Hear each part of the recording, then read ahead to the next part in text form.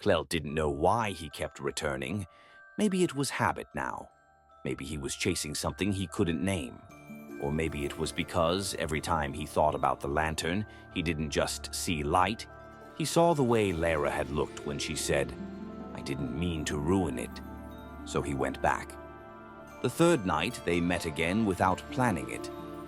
Leyra sat on the same rock as before, her coat zipped up to her chin, hair tucked behind one ear.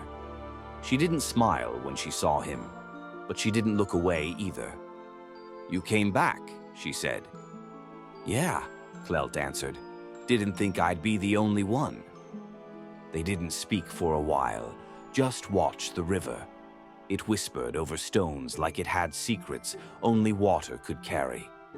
"Do you think it's testing us?" Clelt asked after some time. "The lantern," Leyra said. He nodded. "Maybe," she replied. "Or maybe it's waiting." "For what?" Leyra didn't answer. She just pulled her coat tighter and stared out at the current. Clelt studied her. "What did you want to wish for?" She shifted. "I don't know. Maybe to stop feeling like I'm broken." He nodded slowly. "That's not stupid." "It feels stupid." "It's not." She looked down at her hands. "People don't really talk about feeling hollow, you know? Like everyone's always pretending to be fine, but I'm not. I haven't been." Clelt sat with that for a moment. "Yeah, same." They let the silence sit between them. Not heavy, not light, just real. Then Leyra spoke again. "I think it wants truth, not just want." "What do you mean?" She looked up at the sky. "It didn't appear when I came here alone. Not for years, not until you were here. Maybe it needed someone to speak what I couldn't." Clelt thought about that. "You think it showed up for me?" "I think it showed up because of you." He didn't know what to do with that. That evening, the air grew still. A hush settled around them like the world was holding its breath. Then came the glow. At first, faint, a shimmer near the bend. Then a light, software, steady. The lantern. Both of them stood. It floated closer, just as before, bobbing slightly above the water. Green gold light flickering like breath. Clelt's heart raced. He took a step forward, then stopped. Leyra didn't move. "It's here," she whispered.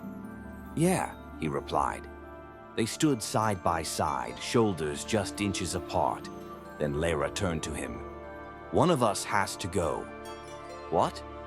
"If we both stay, it'll vanish again." He knew she was right. It had happened before. Clelt looked at the lantern, then at Leyra.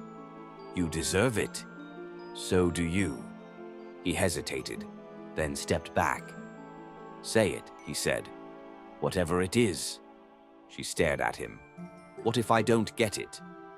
"Then maybe the saying is the getting." Leyra took a slow breath. She turned toward the lantern. Clelt watched her lips move. He couldn't hear the words. Didn't try to. They weren't his to know. The lantern flared, brighter than before. Leyra took a step forward. The glow pulsed. And then the light flickered, wavered, then dimmed, then vanished. Gone. Leyra stood frozen. She didn't cry, but she didn't look at Clelt either. She sat down slowly. Her voice was barely audible. "I think it rejected me." "No," Clelt said, kneeling beside her. "I think it heard you." "Then why didn't it do anything?" He looked at the water. Maybe it did. They sat in the dark. The river moved like time itself, quiet, insistent, unchanged. "Maybe it's not about getting what you wish," Clelt said after a while. "Maybe it's about saying it out loud to someone who stays." Leyra looked at him. "You stayed." "I will."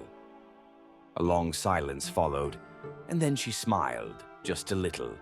"I wish to stop feeling broken," she said. And when I said it, I didn't feel broken. Clelt smiled back. Then maybe the wish worked after all. The walk back was longer than usual, not in distance, in feeling. The kind of walk where neither wanted to reach the end. They talked about small things, books they had half read, a bird that lived in Leyra's chimney, Clelt's old carved stick figures near the blackberry field. And though nothing grand had changed, everything felt different. By the time they reached the fork in the trail, Leyra paused. "Same time tomorrow?" she asked. Clelt nodded. "Yeah, I think I'll need it." She gave a half wave and slipped into the trees. That night, Clelt sat alone under his leaning oak tree. The moonlight cut through the branches in uneven beams. He opened his old leather notebook, the one he hadn't written in since the first time he saw the lantern, and scribbled something at the top of the page. Wishes that weren't wishes. He tapped the pen once, then wrote, "I wish to feel whole again, and maybe I started to the moment I gave someone else the chance." He closed the notebook. The lantern hadn't granted anything, but he no longer felt like a shadow in his own story. And when sleep finally found him, it came gently.